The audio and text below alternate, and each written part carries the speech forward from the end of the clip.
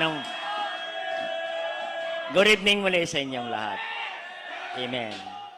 Ang mahirap dito sa BHBC, wala pa tayong sinasabi, nag-amen na kayo. Amen. Alam niyo mga kapatid, ayon sa balita, malapit na ang Panginoon darating. Nawa, bago man lang dumating ang Panginoon, ay makatapos kayo.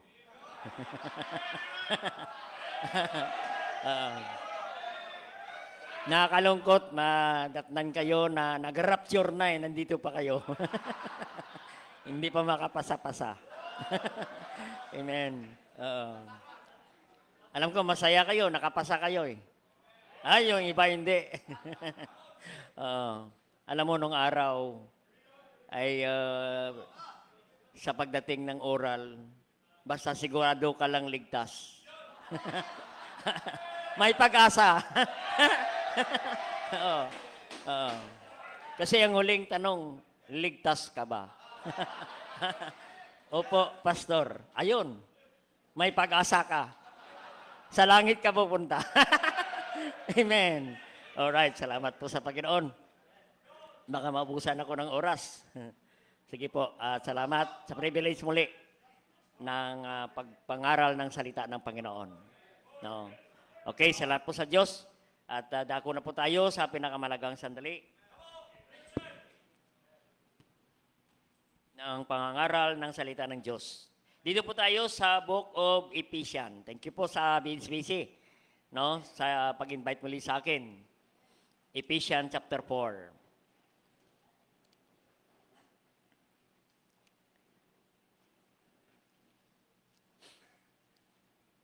Ephesians chapter 4, beginning 11. 11 and 15.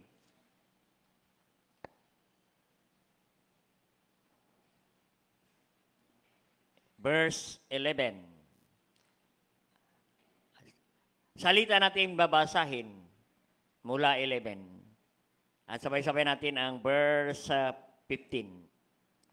Ang sabi ng verse 11, and He gave some apostles and some prophets and some evangelists and some pastors and teachers.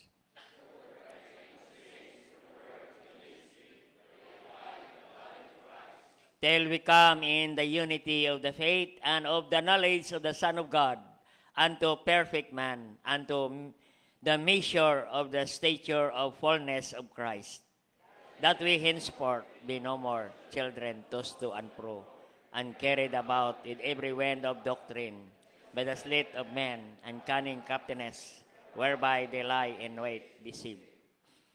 Sabay-sabay natin basahin ang verse 15. But speaking the truth in love may grow up into Him in all things, which is the head, even Christ. Tayo po ay manalangin. Dakilang Diyos, Ama sa langit, salamat, O Diyos, for a great privilege, O God, to preach Thy word sa mga estudyante ngayong gabi, O Diyos. Maraming salamat muli, O Diyos, sa panahon, sa kalakasan na pinagkaloob mo sa bawat isa. At ngayong gabi, O Diyos, buksan mo muli aming puso, Panginoon, upang makinig ng iyong mga salita at mayroon muli kaming mga aral na matutunan at mga prinsipyo mula sa inyong mga salita. Salamat po sa biyaya ninyo, Panginoon, at salamat, O Diyos, na kami inyong ginagamit sa gawain, Panginoon. Linisin maming puso, maging malinis kaming sidlan upang makadaloy ang inyong mga salita ngayong gabi. Padalhan mo kami ng revival. Kung mayroon man sa amin ng hina na discourage, dalhin ko, Panginoon, na ikaw po ang magbigay ng kalakasan, Panginoon, at encouragement sa bawat isa. Gamitin mong lingkod ngayong gabi sa pagpahayag ng mga salita. I am nothing, O God. Without your power, without your wisdom, I'm good for nothing tonight, O God. Make my blessing to the brethren tonight, O God. Forgive our sins and cleanse our heart, and fill our heart with your word tonight, O God. And we bring back all the glory, whatever accomplished tonight. And all these things we ask in Christ Jesus' name. Amen. All right, you may be seated. Okay. Ang mensahe natin ngayon, found in verse 15. Dito po, sabi niya, verse chapter 4, verse 15. But speaking the truth in love, may grow up into Him in all things. Grow up into Him in all things. Yan po, no? Ang ating mensahe. Tayo ay lumago sa lahat ng mga bagay kay Kristo. Yan po.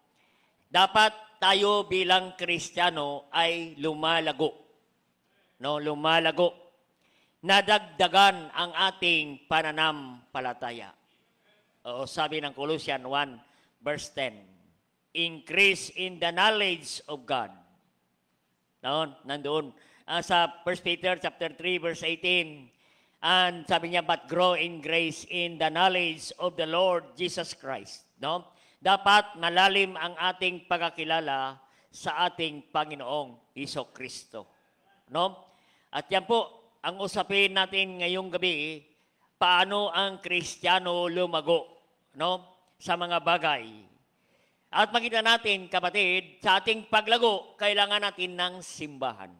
No? Kailangan natin ng simbahan. At binabanggit po ni Pablo ang simbahan in verse 4. There is one body and one spirit, even as ye are called in one hope of your calling. There is one body, and we believe the body of Christ is the church. Amen. And naniwala po tayo na ang simbahan ng Panginoon, the body of Christ, is no other than Baptist Church. Amen. Ang sabi niya sa verse 5, there is also one Lord, one faith, and one baptism. Salamat po na isa lang ang ating Diyos na pinaniwalaan. Amen? Isa lang ang ating pananampalataya, kapatid. Isa lang ang ating pananampalataya at ang ating pananampalataya ay nakasalalay, nakasalig sa salita ng Diyos at walang iba kundi ang King James Bible. Amen. King James Bible. Sabi ng ibang mga sekta, ang King James Bible ay mahirap intindihin. Kung mahirap intindihin, kailangan pag-aralan natin ang salita ng Diyos. Kaya nga sabi ni Paul kay Timothy, study to show thyself approved unto God, a workman needed to be ashamed, rightly dividing the word of truth. We need to study. Kaya salamat, mayroon tayong Biblia. Walang iba, iisa lang ang ating panampalataya na nakabase sa Biblia, the King James Bible. At sabi rito, one Lord, one faith, and one baptism. Salamat po, ang bautismo natin ay bautismo ng ating Panginoong Hesukristo, and that is baptism. Amen? Kaya salamat, ang Panginoong Hesukristo ay Baptist, ang tinayo ng Panginoon na simbahan ay Baptist. At tayo ay Baptist. Amen. Kaya salamat sa Panginoon. At bilang Baptist, kapatid, totoong ligtas. Amen? At salamat sa Panginoon, no? Ang simbahan ay, sabi rito, sa Ephesians chapter 5, verse 23, ang sabi niya, the husband is the head of the wife. Amen? And the church and Jesus Christ is the head of the church. Amen? Ang Panginoong Kristo, kapatid, ay Pangulo ng simbahan and He is the Savior of the body. Salamat, tayo ay sa tamang simbahan. Amen? Dahil ang tamang simbahan, si Kristo ang tagapagligtas. Amen? Sabi ng Ephesians 5:23, He is the Savior of the body. Amen? Kaya tama ang ating simbahan, si Kristo ang tagapagligtas. Amen? Kaya kung ang simbahan, ang kaligtasan ay bautismo, ay tagilid po ang kaligtasan. Amen? Kung ang kaligtasan ay pagsapi, paggawa ng mabuti, pagsunod sa 10 utos, ay yan po, malabo po ang kaligtasan at malabo rin ang simbahan. Amen? Salamat, nilagay tayo ng Panginoon sa tamang simbahan na kung saan pwede tayo lumago sa ating pananampalataya. We grow up in all things. That's why in verse 11, He gave some prophets, some apostles, some evangelists, some pastors and teachers for the perfecting of the saints, para tayo ay lumago for the work of the ministry. Para tayo magamit ng Panginoon. Kaya tayo iniligtas ng Panginoon. Ang purpose niya, para tayo magamit sa gawain ng Panginoon. That's why mayroong BHBC to equip us to the work of God. Amen. Kaya po ang ating usapin. Pag-usapan natin ang palatandaan ng Kristiyano kung paano lumago sa lahat ng mga bagay, lumago sa kalaman, lumago, kapatid, sa ating panampalataya, kapatid, lumago sa lahat ng mga bagay, kapatid. Pag tayo lumago sa Panginoon, sigurado gamitin tayo ng Panginoon. Amen. So, ano po ang makita natin, kapatid, na palatandaan na ang Kristiyano ay lumalago? Amen. Sa una, kapatid, ang unang palatandaan, kapatid, number 1, you have desire in the Word of God. Amen. Ang palatandaan na lumalago ang isang Kristiyano ay nauuhaw yan, nagugutom sa salita ng Diyos. Amen. Hindi lang yan basta binabasa ang salita ng Diyos, hindi lang yan binabasa ang Biblia, kundi makita natin, kapatid, inuunawa niya ang salita ng Diyos. Amen? At hindi lang po inuunawa ang salita ng Diyos, kapatid, nagbabasa tayo ng salita ng Diyos, inuunawa natin ang salita ng Diyos, dapat i-apply natin ang salita ng Diyos. Amen. We have desire. Makitaan tayo, una, we have desire in the Word of God. Amen. Binanggit po ni Peter ang salitang desire in 1 Peter chapter 2 verse 2. As newborn babes desire a sincere milk of the word that they may grow thereby. Amen. Grow thereby. Ang tanda ng paglago ng isang Kristiyano, mayroon siyang desire, nagugutom siya, laging nauuhaw, excited palagi sa salita ng Diyos, kapatid. Yan ang tunay na ligtas. Amen? Masaya ka. Amen? Sa salita ng Diyos, kapatid. Lumalago ka, hindi ka lang nanatiling infant na Kristiyano. Na matagal na Kristiyano ay ikaw pa rin ay baby Christian, infant Christian. Dapat tayo ay lumalago sa ating panampalataya, kapatid. No? Kaya, kapatid, ang tunay na ligtas, lumalago. Amen. Kaya makita natin, kapatid, no? In 1 Peter chapter 2, verse 2. As newborn babes desire sincere milk. Newborn. No? Bagong ligtas. Amen. Paano tayo naligtas, kapatid? Sa verse 23, chapter 1, verse 23, being born again, not of corruptible seed, but incorruptible by the word of God, which liveth and abideth forever. Tayo ay na-born again. Tayo ay naligtas sa pamagitan ng salita ng Diyos. No? Incorruptible seed. Amen? Incorruptible seed. The seed is the word of God. Ang salita ng Diyos, itinanim sa puso natin at tumubo na buhay at dapat lumago as newborn babes.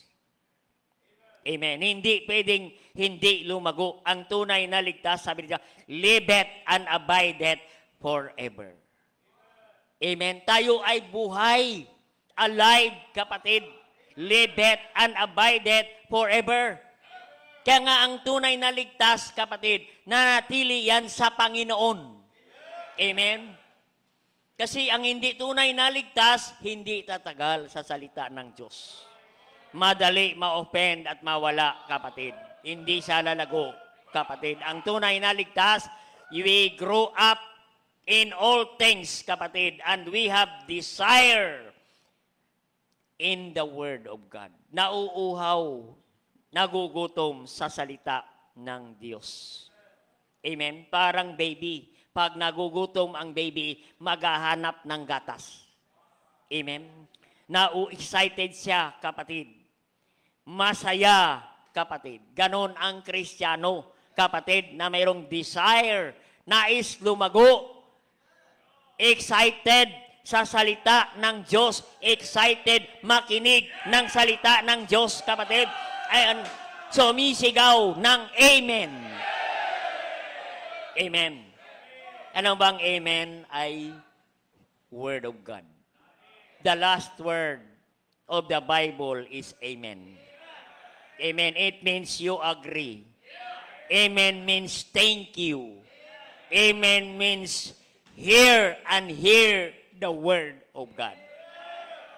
Yung busog ka na, gusto mo pang kumain. Amen. Tapos na ang preaching, nagsisigaw pa ng Amen. More, more. Amen. Kaya makita natin, kapatid, no? Ibig sabihin, you agree in the Word of God. Amen? Oo. You agree. Hindi ka kumukontra. Oo. Yan po. Hindi ka kumukontra. Oo. Katulad ng kwento ni Dr. Ed. Oo. Akala mo tumatango. Tango ng tango. Mamaya, kontra na. Yan pala, tulog na. Baka mayroong pang tulog dyan, gisingin mo. Amen. Kailangan excited, makinig ng salita ng Diyos. Sino man tawagin ng Panginoon to stand behind this pulpit, you must be excited to listen to the Word of God. Dahil ito lang ang paraan para tayo lumago sa ating pananampalataya. Amen.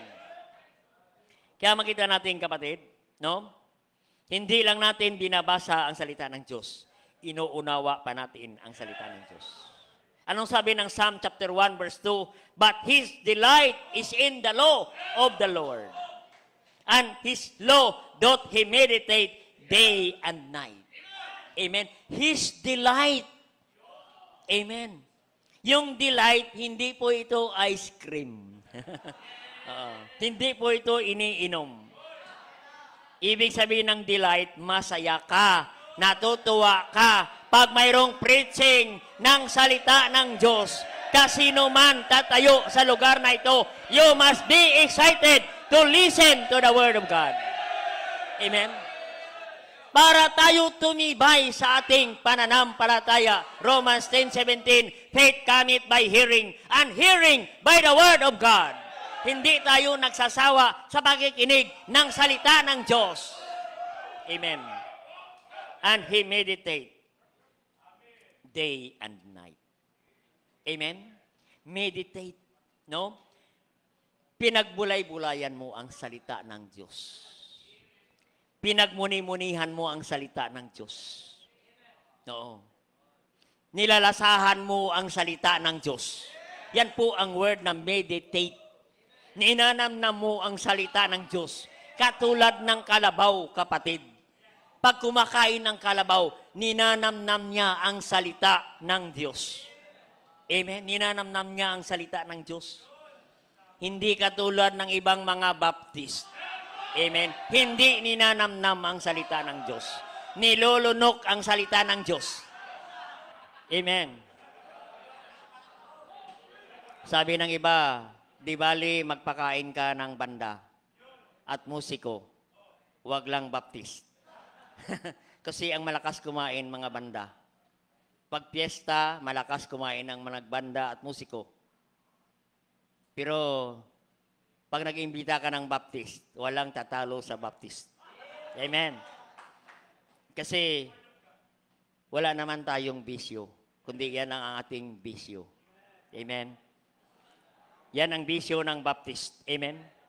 Kaya ang palatandaan, kapatid, na tayo lumago. Hindi lumakas kumain.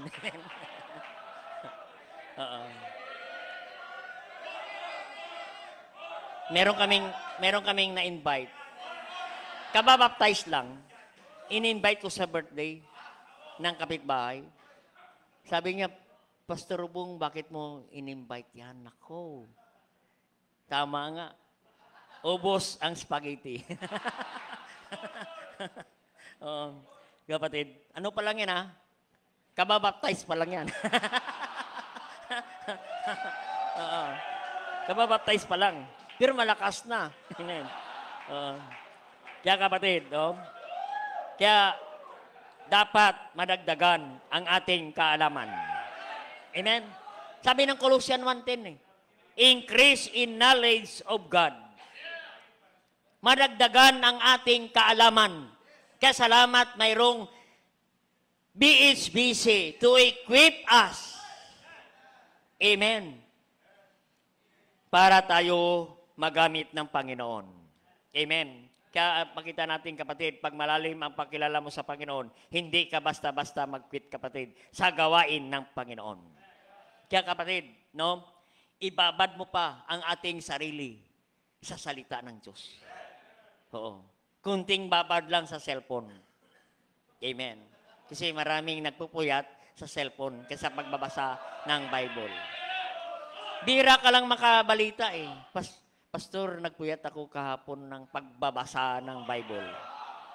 Amen. Karamihan nagpupuyat sa cellphone. Amen. Makita mo, i-check mo sa ating gabi. Aba, marami pang mga kapatid na naka-online pa. Oo. Oo. Yan po. Number 2 na. Number 2. Desire in the Word of God. Number 2. Balik tayo doon sa ating binasa. Sa Ephesians chapter 4. In verse 3. Ephesians chapter 4 verse 2. Yan. With all lowliness and meekness, with long suffering, forbearing one another in love. With lowliness. Isa po sa palatandaan na ang isang Kristiyano lumalago, kapatid. Lumalago siya sa panampalataya kay Kristo. Lumalago sa lahat ng mga bagay, kapatid. Pangalawa, ang isang Kristiyano, he demonstrate humility and forgiving spirit. Oo. Demonstrate humility, nagpapahayag ng kababaang loob, kapatid, at marunong magpatawad.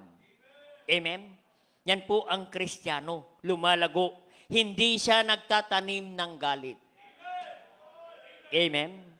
Nahirap na, nag-aaral ka, marami ka pang sama ng loob, may galit ka pa sa loob, kapatid. Dapat ang Kristiyano lumalago, mawawala na ang ating sama ng loob. Wala na tayong kinikimkim na sama ng loob. Marunong tayo magpatawad sa isa't isa. Amen? Kaya kapatid, yan po ang Kristiyano. Sabi niya, with lowliness and meekness. Mayroong kababaang loob. Amen. Nawala na ang kayabangan. Amen. Yan ang palatandaan ng Kristiyanong lumalago with lowliness, meekness, with long suffering. Amen. Nagtitiis, kapatid, forbearing one another, marunong magparaya, kapatid. Yan. Marunong magpatawad. Amen. Nawala ang pagmataas at kayabangan. Amen. Ito po ay sulat ni Pablo. Alam mo ba si Pablo, ang pangalan ni Pablo ay Saul. Ibig sabihin si Pablo ay mayabang, proud. Kaya kung siya ay nakakilala sa Panginoon, ang kanyang pangalan ay pinalitan ng Saul. Ibig sabihin, humble. Amen?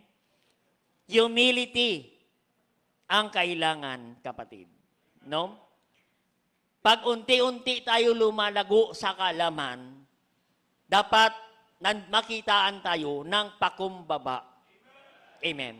Humility. Parang palay. Yung palay, pag maraming bunga, yumuyuko.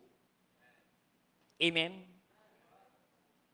Makita mo ang kababaang loob, kapatid. Maparaya, mapagbigay, kapatid. Yan po, mapaumanhin, forbearing one another. Amen? Nawawala ang pagmataas. Marunong magpakumbaba, kapatid. Nawawala na ang kayabangan natin, kapatid. Amen? Oo. Ay pag hindi ka tagaligtas, ay mukhang mayabang. Amen? Mukha lang. Amen? Oo. Yan po, kapatid. Ang katotohanan, kapatid, wala naman tayong ipagyabang sa Diyos. Sabi ng John 15 verse 5, "For without me, ye can do nothing."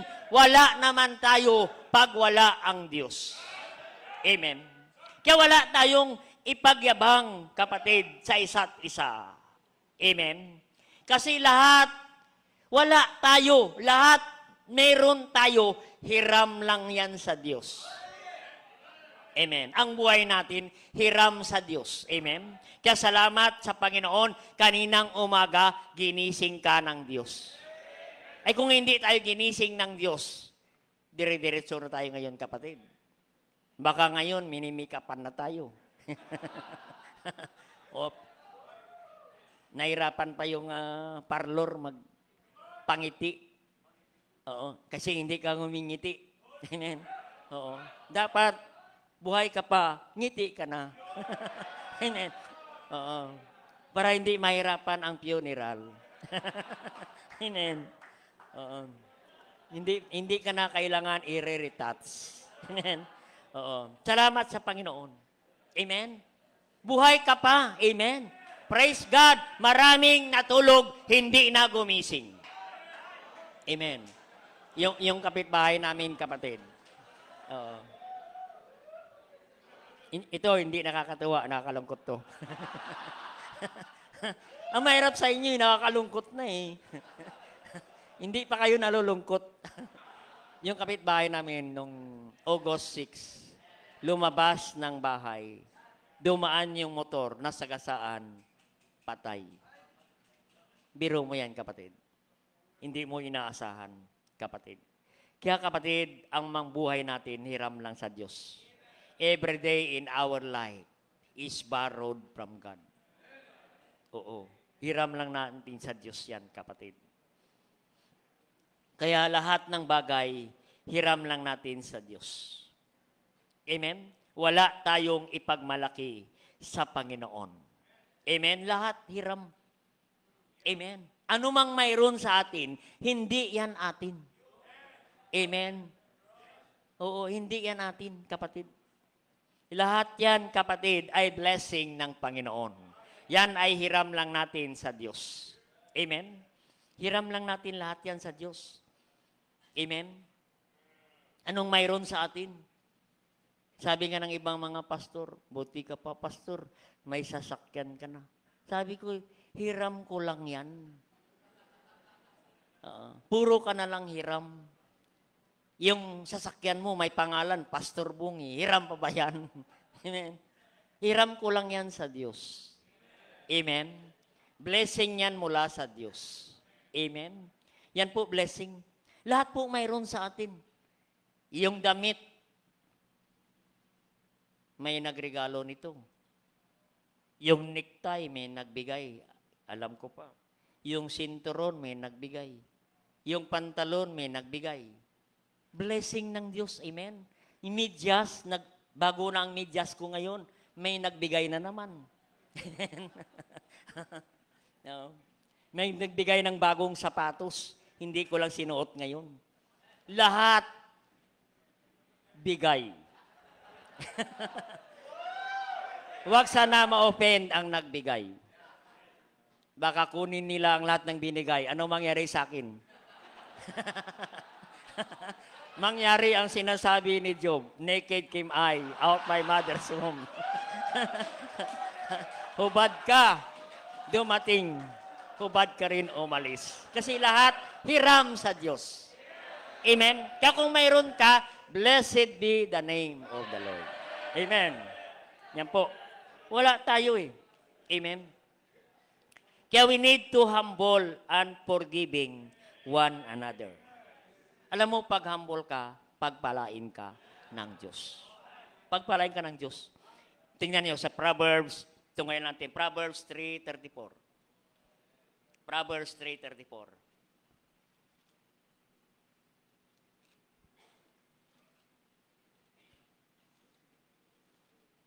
Nandyan ang pabor ng Diyos, sabi niya, surely he scorneth the scorner, but he giveth grace to the lowly. Amen? He giveth grace. Nandyan ang pabor ng Diyos sa atin pag tayo marunong magpakumbaba. Amen? In Proverbs 22 verse 4.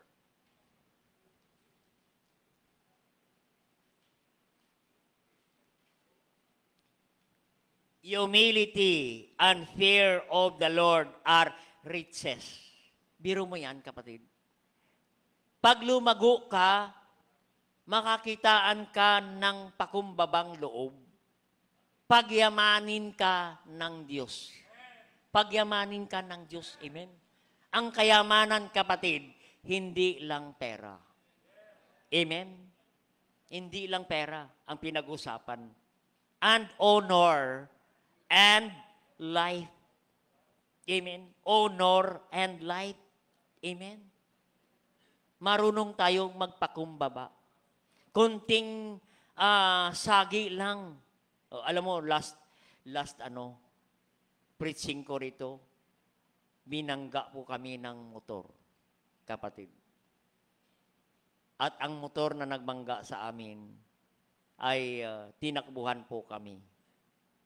Kaya salamat, ako ay lumago na sa panampalataya at marunong magpakumbaba at magpatawad.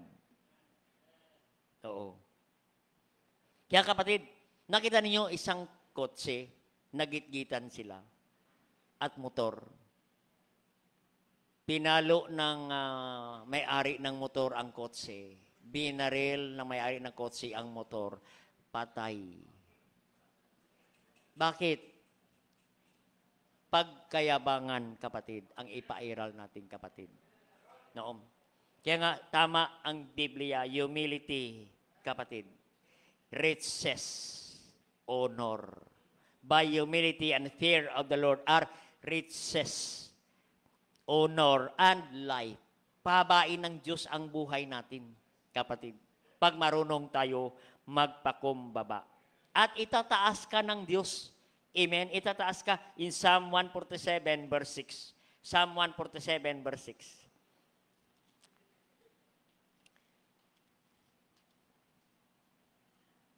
The Lord lifted up the meek. He casted the wicked down to the ground. Lifted up. Itataas ka ng Diyos. Ipopromote ka ng Diyos. Amen? Pag marunong tayo magpakumbaba. Amen? Pag magmataas ka, iiksi ang buhay natin, kapatid. Kaya hindi pwede mayabang sa gawain ng Panginoon.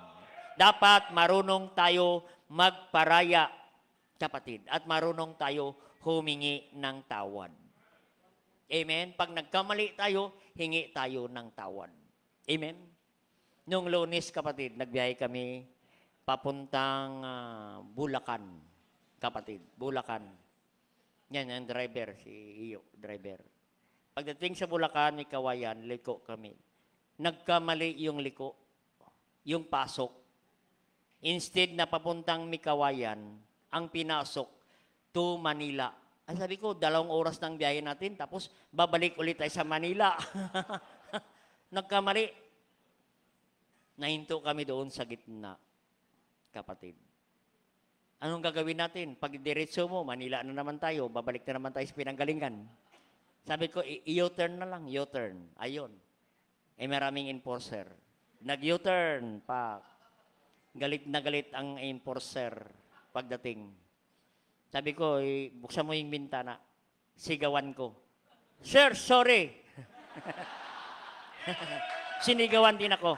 Sige na, tuloy na lang kayo. At least, kapatid, hindi kami natikitan. Amen? Oo. Kahit sinigawan kami, hindi kami tinikitan. Amen? Yan po ang blessing ng Panginoon. Amen? Alam mo, kapatid, habang nagbabiyahe na naman kami, traffic. Mamaya na naman kapatid, tumawid na naman ang motor, nabangga na naman ang motor. Bumagsak. Pilay-pilay. Oo. Sabi ko, mukhang hindi maganda yung biyahe natin, ha? Oo. Bumaba ako at tumayo. Sabi ko, sir, kamusta ka na? Tumayo. Sabi niya, okay lang, okay lang. Okay ka lang? Ah, sige, okay.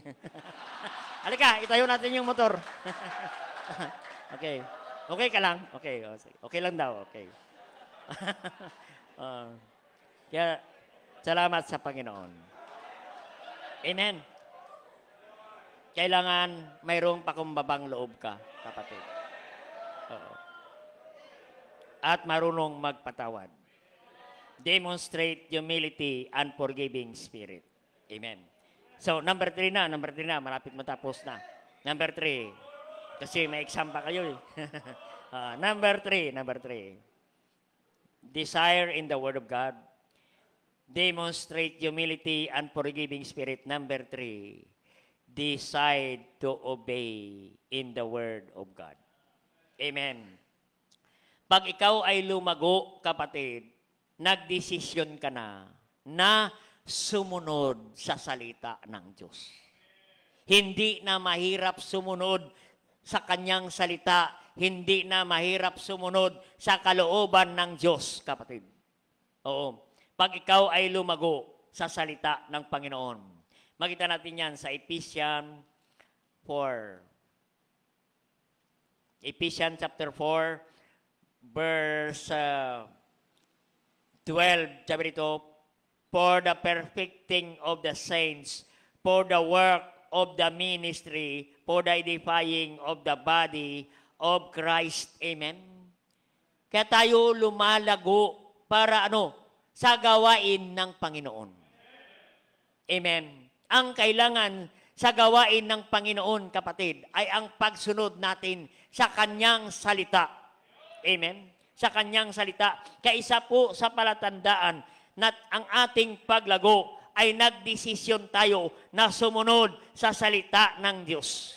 Amen? Sumusunod ka na sa salita ng Diyos kaysa marami kang dahilan. Amen? Maraming dahilan. Alam mo, ang Kristiyano na hindi lumalago, maraming dahilan. Amen? Kunting ulan, hindi nasisimba. Amen? Sabi ko, sis, magpayong ka pag ulan, pag may bagyo. Amen? Pastor, wala po akong payong. May dahilan. Hindi maubusan ng dahilan. Sabi ko, manghiram ka ng payong.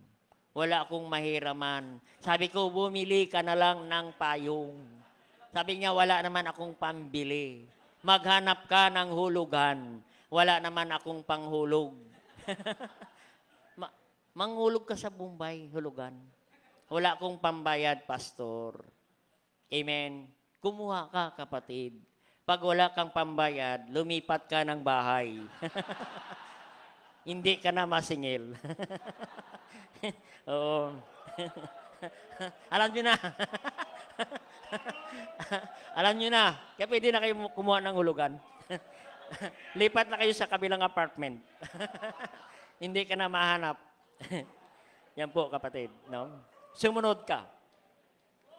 May pagsunod ka na sa Panginoon. Hindi ka na nagdadahilan, kapatid. Oo. Alam mo, pag mahal mo ang Panginoon, ang sabi ng John 14:15, if ye love me, ye keep my commandments. Amen? Pag mahal mo ang Panginoon, sumusunod ka sa Panginoon, sumusunod ka sa Kanyang mga salita. Amen? Sumusunod ka. Oo. Hindi mo na kailangan pagsabihan ka. Hindi ka na kailangan utusan pa, kapatid. Hindi ka na kailangan imbitahin pa sa church, kapatid. Pumupunta ka ng kusa sa church, nagbibigay ka ng iyong tithes, kapatid. Nagsusulwining ka kusa kahit walang nagsasabi. Bakit? Lumalago ka na. Ang paglago, kapatid, palatandaan na sumusunod na siya sa Panginoon. Wala na siyang dahilan. Amen? Masaya ka na. Amen? Sa paglilingkod sa Panginoon. Amen? Sumusunod ka na. Tingnan natin ang Galatians chapter 5, verse 22. Alam natin yan, ang bunga ng Banal Espiritu.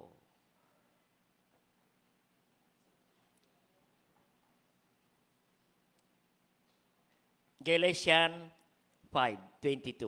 Sabi diyan, but the fruit of the Spirit is love, joy, peace, long-suffering, gentleness, goodness, faith, meekness, temperance. Against such there is no law. Against there such no law. Hindi ka na kumukontra sa utos ng Panginoon. Kapatid, pag ikaw ay convicted ng Holy Spirit, convicted by the Word of God, hindi ka na kailangan utusan, hindi ka na kumukontra sa utos, sa salita ng Diyos. Sumusunod ka ng kusa. Oo. Masaya ka, kapatid. Nagmamahal ka sa Panginoon. Amen? Yan po ang nais ng Panginoon sa atin. Kaya kapatid, no, nag-decide ka na sumunod sa Panginoon. Nag-decide ka na maglingkod sa Diyos. Amen. Hindi natin pagsisihan pag sumunod ka sa Panginoon. Amen. Oo. Last mga 2000 I surrender my life with my family. Nag-aral po ko rito sa Bible College. Iniwan ko po ang aking business. Nag-surrender sa gawain ng Panginoon. Sumunod ako sa Kanyang salita. Amen? Kasama ang aking pamilya at hanggang ngayon, full-time kami naglilingkod sa Diyos. Amen. Kaya nga sabi ng Colossians 3:22, Colossians 3:22, sabi niya, servant, obey in all things your master according to the flesh, not with eye service, men pleasure, but in singleness of heart, fearing God. Servants, obey in all things your master. Amen? Pag lumago ka, sumusunod ka na sa master. Walang iba kundi ang ating Panginoon. Amen? Ang master natin, ang boss natin, kapatid, walang iba kundi ang ating Panginoon. Yan ang ating pinaglilingkuran. Amen? At sa pagsunod, kapatid, pagpalain ka ng Diyos. Amen? Pagpalain ka ng Diyos. So, whatsoever you do, in verse 3, do it heartily as to the Lord and not unto men. Nagtatrabaho tayo, hindi man kanino man, kundi nagtatrabaho tayo sa Panginoon. Amen? Nagtatrabaho tayo sa Panginoon. Kailangan masaya ka, buong puso tayo na naglilingkod sa Diyos. Amen? And verse 24, kapatid, sa ating paglilingkod, hindi ka lugi. Amen? Tingnan sa verse 24. Pag naglingkod ka ng buong puso sa Panginoon, verse 24, magtatapos na po tayo. Ang sabi diyan, knowing that of the Lord ye shall receive reward of the inheritance, for ye serve the Lord Christ. For ye serve the Lord Christ, ye shall receive reward. Amen. Kaya sabi ko sa pamilya ko, maglingkod tayo sa Panginoon. And God will reward our service. Amen. God will reward our service. Amen. Yan po, no? Kasi maraming takot mag full-time. Amen. Pastor Bong, baka hindi ako makapag-asawa pag nag-full-time ako. Baka hindi ako magpapakasal. Magkano magpakasal ngayon? Pag nagpaalam ka sa pastor, tanungin kagad, may 100,000 ka ba? Magpakasal ka. Ang lakas ng loob mo. Ayon, ay wala kang ganon. May 100 ka, pero 1,000 wala. Oo. Sabi ko sa kay Joka, si Joshua pala, si Joshua. Siya ay kinasal ng Thursday. Oo. Siya ay graduate po rito, kapatid. Sabi ko sa kanya, mayroon kaming Bible study na mayroong may-ari ng event place. Sabi ko, ikaw mag-Bible study dyan. Ikaw mag-Bible study dyan. Sige, alagaan mo yan ng Bible study. Isang araw, ikakasal na siya. Tinanong ko na yung may-ari ng bina-Bible study namin. Great events, tsaka sikat po yan na beauty salon. May event place siyang malaki. Noong tinanong ko, sir, hiramin namin yung event place. Sige, sabi niya, pinaganda ko na to. Tinignan namin, ang ganda, ang lawak, hiniram namin. Hiramin namin yan, sige.